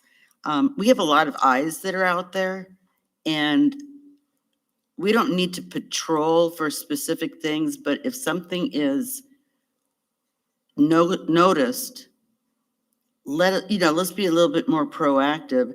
And then also, like with the ice and all, when you get a complaint, somebody's got to go out there and take a look at it. The property owner has to be contacted. There's a whole lot of things that have to go on, which is going to take your time out farther. When does property owner responsibility kick in? Property owner responsibility is within that 24 hours after the snow event ends. Right. I don't think okay. But see, that's the 24-hour thing that Adam's going back to. But don't we, okay, so somebody doesn't take care of it within 24 hours. We go and inspect it. Then If it's a complaint, after that 24 hours and somebody complains, we can go out and address the issue. then there's contacting the property owner. There is not that just on the, for- that's just for long grass. Okay. I don't know, it is kind of vague. I'm not, how many slip and fall complaints are there? I mean, is this a Well, I big can't speak problem? to the city of Two Rivers, but I can say it's a very common occurrence in Wisconsin. And, attorneys like myself who take municipal and insurance defense cases see, unfortunately, a lot of these cases. So that's why it's important, as we do with anything with defending its municipal liability. The city generally does not have liability until it's on notice for conditions of property out in the world. But once the city's on notice, then the court is going to provide applicable time periods, in this case, 3 weeks before liability attaches. I'm not saying that we don't want clean sidewalks and sidewalks to be clear for walking. My biggest thing is this whole dusting thing. To be out there and doing a pretty much after a dusting to get this thing cleared is, in my opinion, again, unreasonable. And we have an elderly population in this city as well, not only that walk, but also that have to do their own plowing or have to hire out for that. And if every time it dusts, we're calling people out, I think that's a little ridiculous. And Most it's going to places be a little won't. excessive. Most places won't come out until there's a certain amount. Right. Yeah, some of the services won't even come out. Is exactly right. Balance in all things. So back to the human element, we can be careful moving forward, and a dusting, maybe no big deal if it's going to be warm the next day. A dusting might be a big deal if it's going to freeze for the next few days, right? Then we have dangerous conditions and we're hurting the seniors we're trying to protect. So it goes back to the human element and being flexible. So maybe this next winter we can be a little more lenient on that point of it, weather dependent. It depends on the weather, right? I have a question too, getting back to Adam's earlier point about the crosswalks in the street. If there is a complaint from a citizen that they think the crosswalk is covered with snow or the street, what do you do as a? Typically in a residential area, we will sand intersections. Depending on the snow event, we'll apply sand. In residential neighborhoods, we do not apply salt. So you address a crosswalk that a citizen seems. It would primarily be crosswalk to crosswalk, and then some spot locations, possibly mid-block, to try and provide the vehicles some additional traction prior to the intersections. And you do that without a complaint right now, correct? That is our current practice on snowfalls less than 2 inches. So in essence, you're taking care, to what Adam was saying before, technically you're not clearing off the snow, but you're providing sand down for people to be able to walk across it. Correct. On dustings. On snowfalls less than 2 Snowfalls. inches. My biggest thing is the dustings. And to Shannon's point, as far as services coming in, from a few of the residents I heard from last winter, a lot of their services will not come and deal with snow on sidewalks or driveways for anything less than 2 inches. So then it's still the property owner's responsibility from 2 inch down to the dusting. This, as drafted, might not be perfect, but it's probably better than we have now. I think it's probably a step in the right direction. So 1% better every week or whatever. I think this is a step in the right direction, even if it's not perfect. And it does provide clarity on the fee and some legal protections. So I think it's moving in the right direction, and we'll have another crack at it next winter. We can update this every fall. I want to highlight that point by Kyle. I understand that there's concerns about this, and certainly those can be addressed with a future amendment, but this version is more lenient on the public than the current ordinances. So if we want to make changes in the future, we can certainly do that. I'm happy to make those edits. But if the council is looking to adopt something tonight, I just want you to make clear that this is more lenient than the current text. And there was, at the Public Works Committee meetings last winter, they weren't, the people that were there, they weren't concerned about why it was done. They were more concerned about the price for it and how the city came up with the price of the city coming and doing it. So I know there were other people's that you said before that said they were complaining that was a dusting, but there were a lot of people that did come and say they didn't like the price that we were charging for the cleanup. Right. That was at the first listening session that we had, I think.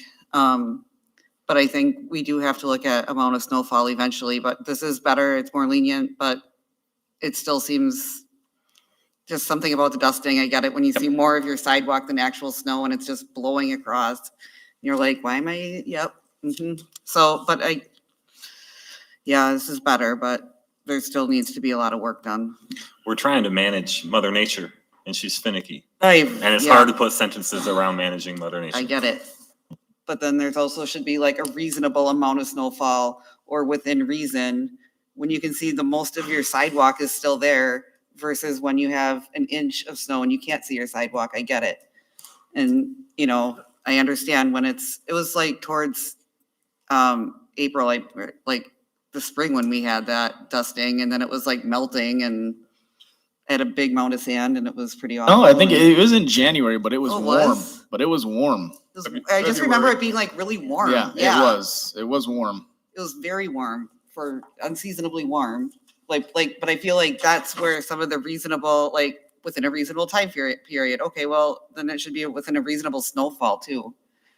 And then have something under a 1/4 inch maybe, or I don't know what the right answer is, but something should be clarified. I just wanted to say that I think last year was like an aberration because we've always relied on common sense. You know, is it going to be warm enough to melt it? I don't think we've really ever had a problem. But I don't think we're going to see that again because that did not go over well. And the way I felt last year is like, it was like Public Works was like waiting to pounce, you know, and I was even like, okay, it snowed. I'm taking a picture so that this does not happen again. I think we, you know, all the guys that work for Public Works, it'll be something that is something that makes sense and takes into, it's just common sense. So I think I don't know, I just feel like we're really beating this to death. I look at it, we're improving too, and there's an open issue that Adam raises. There's a valid point maybe on that, but the reasonable time we've identified made an improvement on that. We've clarified the cost per linear foot, which last year was the biggest complaint we had from our citizens about a variance, and they were concerned about the cost. We did that, $125. So the last question is, we don't have a defined, whether it's minutia snowfall or dusting snowfall, we don't have that, but overall, this is an improvement in our ordinance. It's ultimately up to you guys to modify it, pass it, deny it. So I believe improvements in education, still, if there's future problems, we can still determine the definition of a dusting or not, but hopefully the common sense for the community can see that. And I think this is improvement to protect the citizens that are walking on the sidewalks. So I would make a motion. Up this. Vote on it. Have a second. Make a motion. Oh, motion. The reading. Up to that. And then Before, Doug seconded it. oh, he And then did. go ahead, Bonnie. I'll ask my question anyway. Of course. It said in, like the ramps that go down the sidewalks on the corner, and you have to have them shoveled off. And then after you do that, the snowplow comes along and fills it in. Whose fault is it then? Especially if you're gonna go to work or something. Ultimately, from the top of sidewalk to the street is the property owner's responsibility, whether they shovel it before the snowplow comes through or it's a matter of timing. So like you're indicating, a property owner gets out there bright and early, shovels all the way through. An hour later, the snowplow first comes through and fills in a portion of that ramp again. It is ultimately the property owner's responsibility to come back. It's the same thing as a driveway apron or snow that rolls off the terrace into the sidewalk. That's all property owner responsibility. But the reasonable time element applies there too, right? They'd have 24 hours to remove the snow that the plow put in the access, which is. And then if somebody comes along and trips. The first 24 hours-ish is kind of that grace period. But we did a little off topic, but still talking about snow removal. We did talk about that, the corner at Public Works. And Matt has different ideas and thoughts on how plowing could be done, not to completely get rid of it on the corners, but maybe make it a little bit better. You mean less snow? Less snow on the corners that people have to worry Yeah, about. if you could do that, that would be good. I Because. know that was a complaint last year too. Well, you know, one time I was outside and it was, I think it was after midnight. I had just shoveled my sidewalk, not my driveway, standing there, and the plow came and filled it in, even when I was standing there. But I will give a shout out because then he backed up and he removed it. There's That a was pretty rumor, nice. there's a rumor that snowplows do wait around the corner until you're done and then they come through, but it's not true. Go ahead, Adam. I know it also says clear and passable, but what constitutes clear and passable? Because you have some sidewalks in the city that are 5 feet. You got some that are 4 feet. I never went out and measured, but I can say pretty confidently that I've seen one that probably looks like it's 3 feet. So if there's a sidewalk that's even 4 feet, what constitutes that on a 5-foot sidewalk? If it's passable on 4 feet, it should be passable on 4 feet on all of them. Going back towards the vegetation overgrowth, I believe we set that at 95% of the concrete pavement. 5%?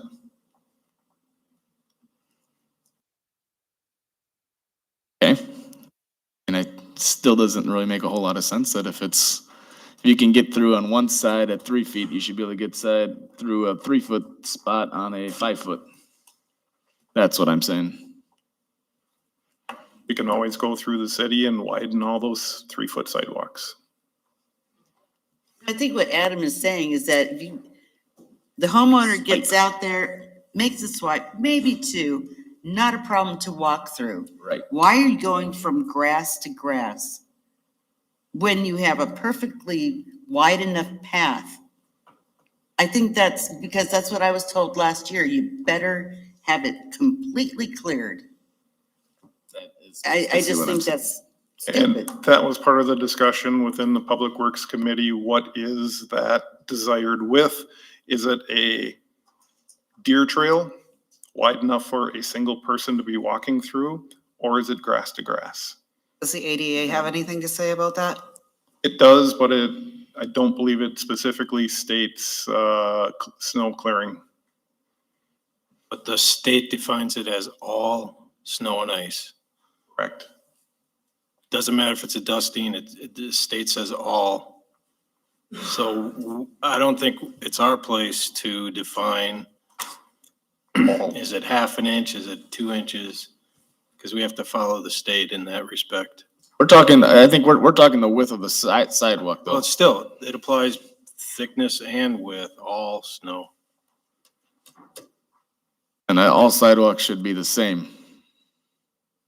Well, we have older parts of town, we have newer parts of town, we have parts of town that don't have sidewalk.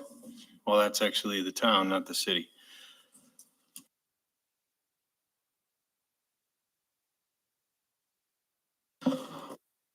Fun one. This is why the committee chewed on it for weeks before arriving at this version. You know, there's so many variables involved with this.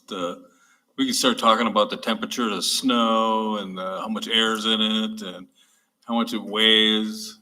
I mean, we could really lose it if we want to. So we're trying to make it simple here is what we're trying to do. So not going to worry about dust. That says we're not worried about dust. No pressure, Matt, no pressure. All right. Unless it's going to freeze the next day, then we might be worried about this. We're not going to hear that word again. No dustings. Just a light accumulation. Right, weren't we? Oh. Yeah. Central Wisconsin. But Kyle's right. I mean, how do you control Mother Nature, you know? Right, but I think some common Difficult. sense has to be applied to some of these statutes and regulations. What? Common sense, A human element. a human element. We're trying to simplify it. Yep. We Yeah. thought we did a pretty good job. It was a lot of work. I see this as an improvement to our existing ordinance. And I still would like to call the vote, right? Ready? Oh, I don't think anybody's sitting And there it at Public Works stinks. going, we're gonna get everybody. Yeah, right, I saw. I don't think they have Matt that outside kind my of house time. last year going, I can't wait to get Derby. okay, we'll do a roll call, unless there's anything else. We'll do a roll call vote. Amanda? Bill Leclerc, Aye. Doug Brandt, Aye. Bonnie Shimalunas, Aye. Scott Steckmesser, Aye. Adam Mahusky, Aye. Darla Leclerc, Aye. Mark Bittner, Shannon Derby. Aye. Motion carries. Thank you all for that. Go further. FYI. What's that? That should go further, but it is an improvement, but it should go further. One last question. Sorry. What prompted this? Why are we even talking about it? Did something terrible happen last year? Well, you three, not you three, but there were complaints about, sorry, I didn't mean to call you out just like that, but there were complaints about the snow event in January, February. Okay, well, maybe we shouldn't have said anything because now it's, And pause. I'm just gonna go back to the way I take care of it. Ta-da, there you go. Just get Bill out there. You can take care of it. I Okay. don't like to do that anymore. On to B, ordinance to amend chapters 1-2-1 of the municipal code for fees. This agenda item is City Hall being flexible over time. We keep coming back to the term flexible and proposing common sense adjustments to numbers that have been unchanged for many years. This proposed ordinance addresses one of our goals, which is financial sustainability. And it falls into the category of smaller incremental adjustments more frequently versus keeping numbers flat for many years and ignoring inflation. We're proposing several adjustments to various fees and fines that have not been updated in years and a restructuring of how building permit fees are calculated. These adjustments help sustain the general fund with user fees to support the operations, which are better than relying on property taxes. New fees include a new harbor tipping fee of $20 per cubic yard that we can eventually charge to the Army Corps of Engineers whenever they remove thousands of cubic feet of sludge from the harbor. A tactical EMS emergency medical services fee of $150 that can be charged to the county. New paramedic intercept fees that will be charged to private ambulance companies when helping them transport patients. Small upward adjustments to contractor charges for borings under the street, sidewalk installations. Staff is also proposing a $10 adjustment to the background check fee, which we do a ton of background checks. An $8 per year increase to beverage operator licenses and a $25 increase for a residential short-term rental. As far as cemetery fees, to clarify this point, we are only changing 3 cemetery fees. There's a bit of confusion on this for me, but now I know where we're at. So only 3 cemetery fees. The advisory rec board unanimously recommended adjusting the plot from $750 to $800. An increase to Saturday and after-hour burials from $350 to $400. And then a new winter burial fee to deal with the frozen ground of $150. That winter burial fee would be in effect from December 1st to March 31st. We're also looking at restructuring the fees charged for building permits, demolition permits, and electrical and plumbing permit fees. Instead of being a flat fee, those are now going to be charged on a sliding scale based on the value of the project. One new fee that is not reflected on this table in the packet tonight will be updated in the morning. We can update it. Is the new fee that you just approved in the last agenda item, the $1.25 per foot for snow and ice. That's not on this table. It should be. Since you just approved that, we'll add that in the morning. Also in the fee schedule, you'll see a new line added for a $10,000 charge for a reserve Class B liquor license. This is a state mandated issuance fee that we must charge when granting a reserve Class B liquor license after the quota is full. That's all I have on the fee schedule. Questions?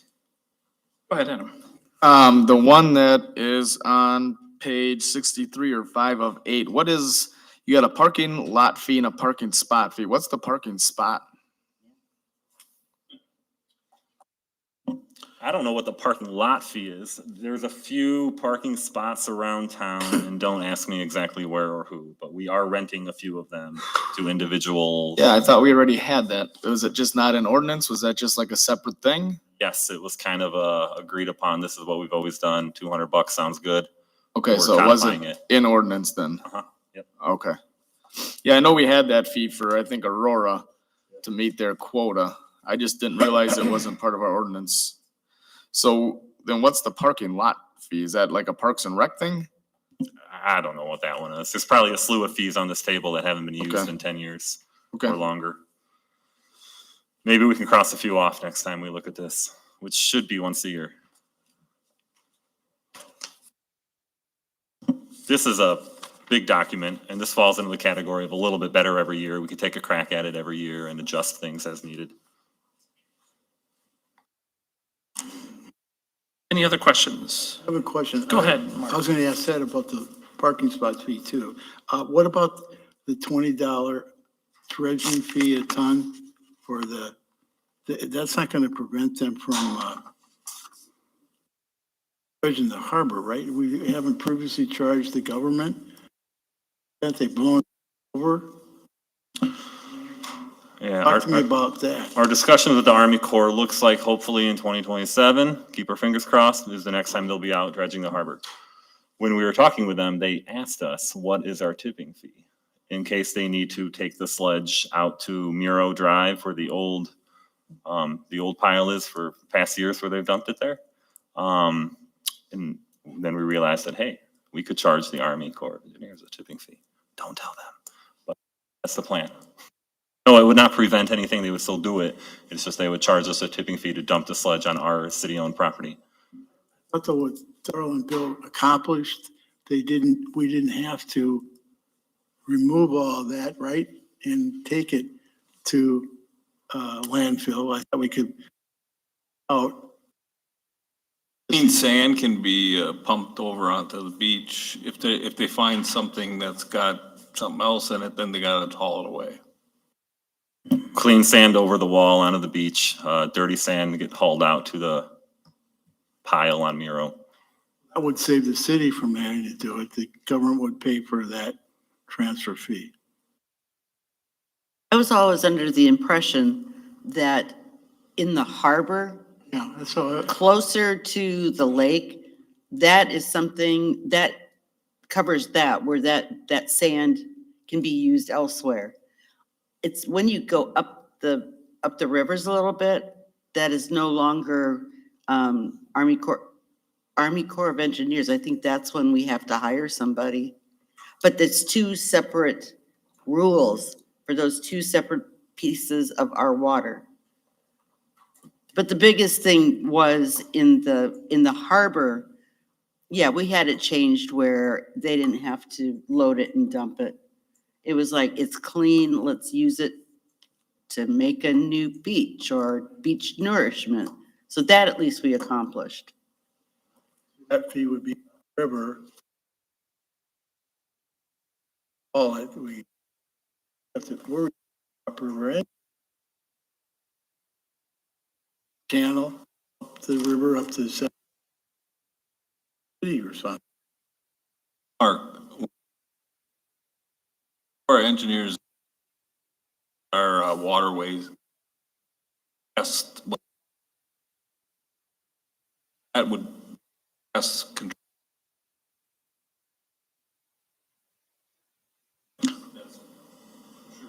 They actually make a computer model of where it is and how deep it is, and this is what we're exactly gonna take off, and they know exactly what's in it.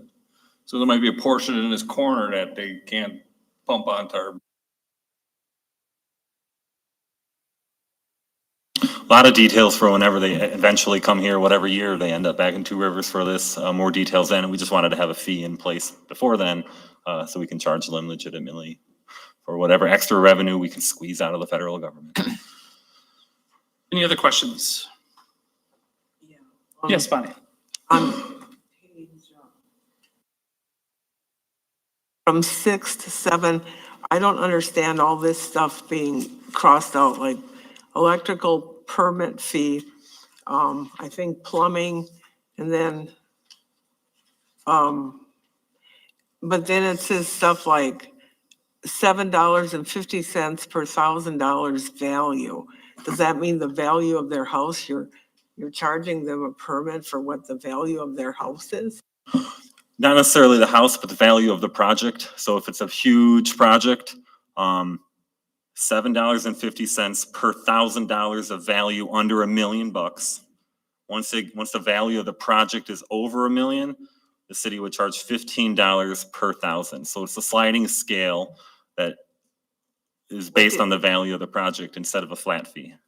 If you have a house worth $100,000, you're paying $7.50 per thousand? Yes, And before it was just $50. yes. This isn't, why? Well, it falls into this strategy of either, on the one hand, there's two ways you can do it. You can keep things, numbers, dollar amounts, any number you want, frozen for a long period of time, ignoring inflation. Or you can have numbers that adjust over time and are more flexible, which leads into a general fund that is financially sustainable. You're not really making sense to me, but doesn't that mean $750 is their permit now? Is that what that means? If you got $100,000 home, you're now paying $750 for a permit to put in a new toilet? No, so it'd be the cost of the project. So if the toilet is costing $100 or $500, it would be $750. if somebody else could help me explain it a different way. It'd be the value of just the project, not the value of the whole home. So the value of the products you're buying for the project? Project itself. Project itself.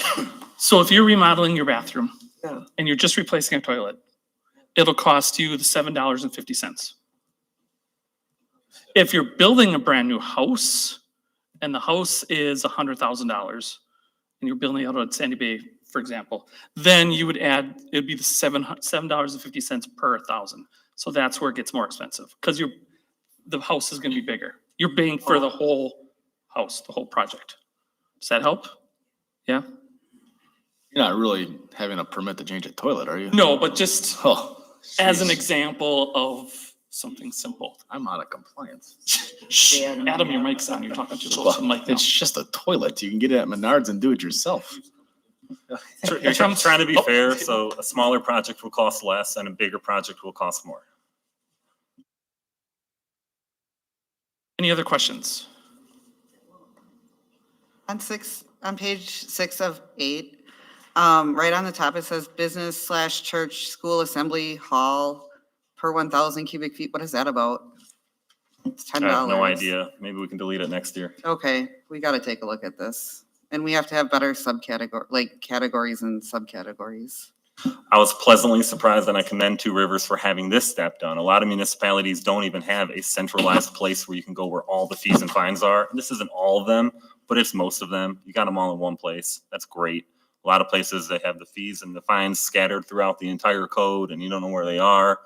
So this is really good that you already have this. Now we can go through it regularly and make adjustments once or twice a year as needed. I'm sure there's a lot of fees on here that don't get used ever. Like there should be paramedics versus business. Or, paramedic stuff versus permits. That should be separated, Yeah. Licensing.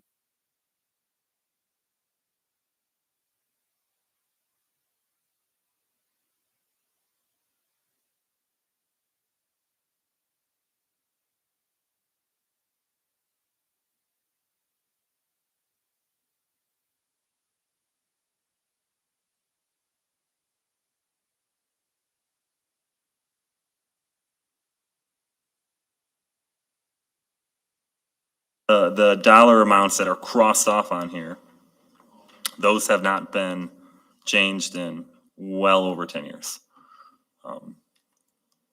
Some kind of adjustment is needed. We took a crack at it with this as a sliding scale based on value. Open for discussion if there's different dollar amounts and stuff like that. We can talk about that.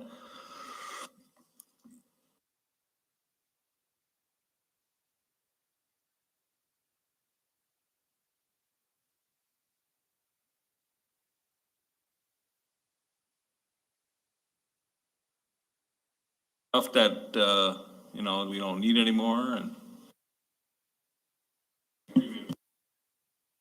750.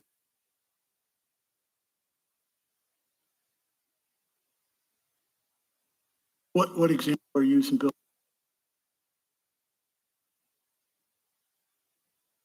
There's Yeah, they're all. $7.50 per 1,000. That's what you mean?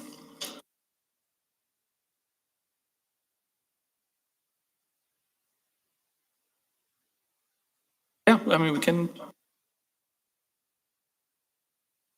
Probably not the next one, but the following one. We could put the whole fees and fine schedule on a 2026 work session if we really want to get into what do we still use, what do we not use, and that level of detail. We were looking at using this to help close the 2026 budget deficit that we're looking at. So some kind of motion to pass something tonight would be helpful. It doesn't have to be 750. Those numbers, why they seem high compared to what Two Rivers has been charging, you're going to ask me for all the data and we can pull that together at our next work session. But these are in line with our comparable municipalities and what comparables charge. It also all goes back to the general fund and trying to make the general fund sustainable. So we're trying to zero in on numbers that have been frozen for a long, long time, and play catch up. You know, I think the overall spirit of it was well intended. I mean, if you go to the lower ones, it's not as big of a jump, but I think what Bill and Bonnie are alluding to, that as you get further on down the line, it becomes way more expensive. I mean, for instance, the first one under electrical would be like $37 versus when you get down to spending $10,000, it becomes almost $600 where it was $200. That's a significant jump. Is it as significant when you're in the lower end, the first three? Not really. It's not a significant jump there, but as you get further on down the line and you're going from 200 to almost 600, you know, that's over a 100% increase. And I think that's where it becomes the biggest problem versus the small one. Like I said, the 35 changes to like 37. So we could pass it, but then take out the plumbing permit fees, the electrical permit fees. Or make it a lower amount. HVAC. Right. And approve everything else. And then just take a look at all the other ones we've talked about in different committees. I know for Parks and Rec and. Yeah, those ones are all fairly good, I think. I think when it comes to like you said, the electrical, plumbing and stuff, where it's $750 for $1,000 value, when you get down to the nitty gritty, that's substantially raised. Could we still raise it, but not by that much? Like, I think we're maybe better off trying to adjust the fees listed on the right that are crossed out versus trying to come up with a $7.50 one. yeah, like step up from that $50, Right. but not to that point of $750 per 1,000. That's like Bonnie and Bill did say, and Adam reiterated, it is really expensive, but I am for raising that price because $50 or whatever seems very low, but $750 is way too high. So something in between there. 750 may be too high, so maybe a lower number the council could recommend. We would really prefer it to be on some kind of a sliding scale based on the value of the project. So it doesn't have to be 750, could be any number. But it does make sense for a larger project to cost more than a smaller project. Right, and there's more inspection time on a larger project. I mean, let's just say you have a $200,000 remodel. Your HVAC, maybe $10,000, $12,000. Your plumbing, maybe $10,000, $15,000. So you're not, I mean, it's not like you're getting billed for the $200,000 project 3 times. It's each increment of that project. Each individual contractor is going to pull his own permit. So I don't think it's as bad as you guys think it is, because, you know, you get a $10,000 HVAC project, it's only $75 versus $50, so. That's an important point. Thank you for clarifying. This would be a one-time fee. It's not like they would have to pay it every time if there is a different inspection or if they have to come out for more time. Right, and if you remember earlier in the year, we had discussed the adding more inspectors, full-time inspector, et cetera. So, you know, that costs the city some money too to inspect all these projects. So you're saying in a new house, you're not gonna pay this for electrical, plumbing and HVAC? You're only paying one, but pulling out 3 permits? Your electrical permit, say you're building a $400,000 house, right? Your electrical permit's not gonna be $100,000 or whatever. It's gonna be, you know, 10, 20,000. Yep. So it's not gonna be. So it's $750 per. For the electrical work in that example. Yes. The electrical project. But your electrical project is only costing you $12,000, and then the $750 is based off that $12,000. Correct, because each contractor will come in to get his own permit. Okay, from the and then city your with his- HVAC guy comes with his in. own budget and so forth. And then your next step costs you $24,000, and then that's what the $750 would be based on? Yes. Thank you. I get that. It's a significant increase from $200 is the problem. It is very For the different. house, it's the most expensive, so that'd be the most expensive permits. It is very different from how Two Rivers has always done it before. Or even redoing your HVAC can easily cost you 10,000. That don't take much. So it's Furnace, air conditioning, $75 same. versus $50 in that case. And the other thing is we are trying to kind of beef up our economic development, community development function. We have a full-time community development director now, and we just got an accepted offer now for a full-time building inspector starting in 2026. So not till then. So those are two critical positions that are now staffed and filled. We do see a lot of good things coming next year and future years. We know growth is coming, so we're trying to beef up this important function. And this has to do with paying for it. So we could accept it as is, or we could accept it and exclude Chapter 11, which covers all the building permits that we've been talking about. Or we could just deny the whole thing. So, Or you could make a motion to take a smaller dollar amount if you think the $750 or $15 is too high. correct.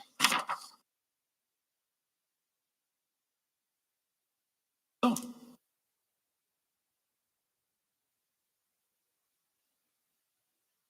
guess the other thing I can add is these are within the comparable range of all of our comparables. And this is what contractors are used to paying in other places. And then they come here and they say, wow, it's so cheap to do this here. I'd like to capitalize on them. They're kind of used to paying more. Well, the homeowner's paying for it eventually, right? So, I mean, it's contractors probably,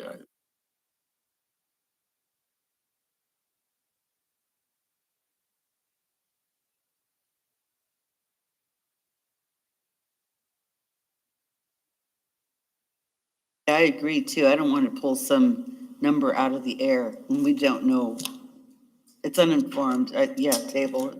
Table the whole thing? or let's say, look, if we got permits here for $50, that could easily be raised.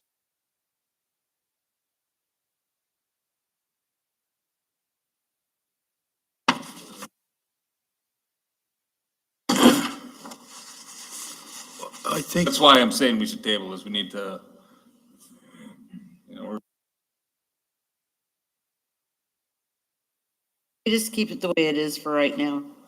If you want to make a motion for that, absolutely. I make a motion that we don't touch it right now, that we wait for a work session, and then we will be able to come to a conclusion that we're all happy with. I'd second that. Is this Basically, for we're all the tabling it. fees or just for Chapter 11 fees? The whole thing. The whole shebang, yeah. Okay. So we're going to table it. Okay. Or the future works. Carla made the motion, Bonnie seconded it.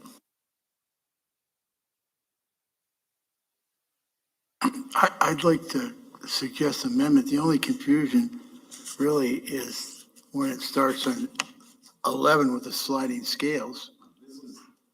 Yeah. Motion to table. Yeah, we can't really talk anymore. So, you ready? Yep. Okay, roll call vote. Doug Brandt, no. Bonnie Shimalunas, Aye. Scott Steckmeister, No. Adam Mahusky, Aye. Darla Leclerc, Aye.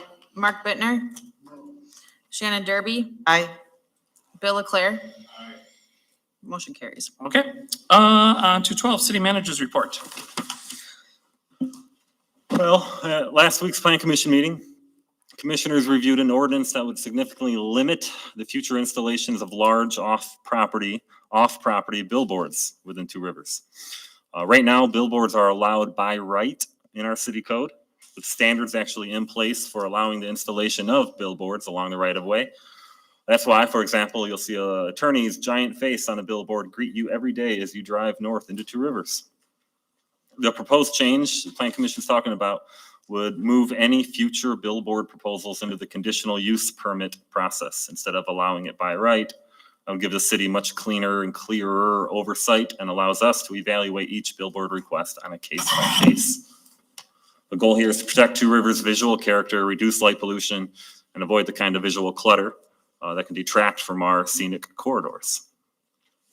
This was just an initial discussion at the Plan Commission last week, and they will continue that review at the next meeting. Secondly, I'd like to highlight Rush Logistics coming to the Woodland Industrial Park, which has officially opened its new facility on Browns Drive.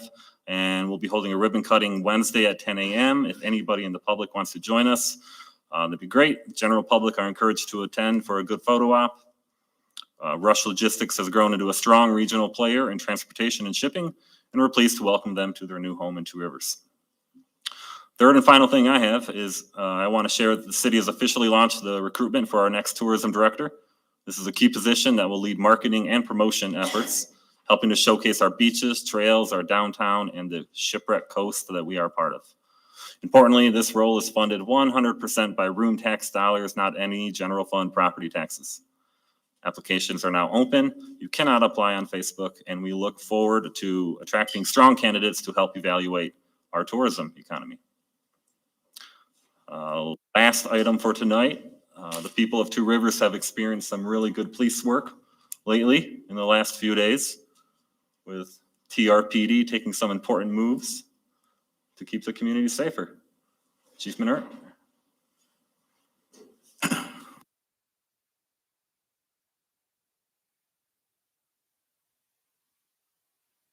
Yeah, Kyle asked me to give a little update. Obviously, everybody saw the Facebook post that we had, probably the news release last Thursday, I believe it was, where we did have a rather large drug bust here in town with some weapons taken. A follow-up to that was the subsequent search warrant also added additional counts of 3 counts of felony possession of a firearm, additional drug paraphernalia charges, THC, cocaine, methamphetamine, and mushrooms, basically all in possession for that. And following that, so just to give kind of a heads up on what was taking place last week, was in coordination with the Metro Drug Unit, of which we do have a member working in that unit. They had a significant drug interdiction throughout Manitowoc County, one of which focused on Two Rivers, which has always been important to me, as I've talked to you many times. With everything that we do and the resources we give up, my intention is that we see it directly give back to Two Rivers and affect the Two Rivers problem that we have here. Because like I've said before, I get that things take place in Manitowoc, and if we take care of a dealer in Manitowoc, that'll subsequently have some effect on Two Rivers, but that doesn't change the fact that we're not seeing stuff here a lot of times. So it's good to see that the leader of the Metro group, Andy Beck, and I are in constant coordination with each other. I think it's great that he shares some devotion to Two Rivers as well in that Metro unit. Sorry, I say Meg because that's what it was called in my previous days. But yeah, we're moving well there. In addition to that, we're also, all the canines were involved. If you read the Sheriff's Department's post, which we responded to and forwarded out as well, the result of the entire Manitowoc County interdiction stops was 2.32 grams of heroin, 185 grams of methamphetamine, 34 grams of cocaine, 71 grams of THC, 24 of mushrooms, 4 firearms, 1 knife, 111 rounds of ammunition, and various items of drug paraphernalia. So you're talking about 1 day, 18 stops in Manitowoc County, much of which was right here in our home front. So that's the issue we have. That's the issue we are dealing with proactively. And that's also the reason that we have our canine, which was part of this enforcement, along with 3 other canines. So a successful canine program, the drug interdiction with our drug metro officer, and also looking forward to 2026, the addition of our tactical team also conducting more and more drug search warrants. So, thank you. Thanks, Chief. Nice job, Chief. Thank you. Yes, Mark. Don't we have a lunch tomorrow with our city manager? Could you? Yes. Lunch at the Senior Center tomorrow, 11:30. That'll be a quarterly thing. Okay, on to number 13 then, for information only. We have a city council work session for Monday, November 24th, 2025 at 6 o'clock PM. Then we have a city council regular meeting December 1st, 2025 at 6 o'clock PM. Hard to believe it's December coming up. And then 2 public hearings. So we have a public hearing for an ordinance to amend Municipal Code Section 10-1-15I3 entitled Height and Area Exceptions to Regulate Fence Setbacks in the Front Yard. That will be on Monday, December 1st, 2025 at 6:00 PM. Second public hearing on that same date and time is for a conditional use permit for Starbucks located at 1509 Washington Street for the operation of a drive-through submitted by Front View REIT, which is the owner. Again, that is Monday, December 1st, 2025, 6:00 PM. That public hearing, just for clarification, is because the owner has switched. Is that correct? Nothing is happening down there. It's just a new owner. Just a new owner, so that's why, not that another Starbucks is coming or whatever, so people are clear. Other than that, we are looking for a motion to adjourn. You got it. Motion to adjourn right here. Thank you. Second by? I'll second it. Thank you, Shannon. Any council discussion? If not, we'll do a voice vote. All in favor indicate by saying aye. Aye. Anyone opposed? Motion carried. Thank you and good night. Did I do my math wrong?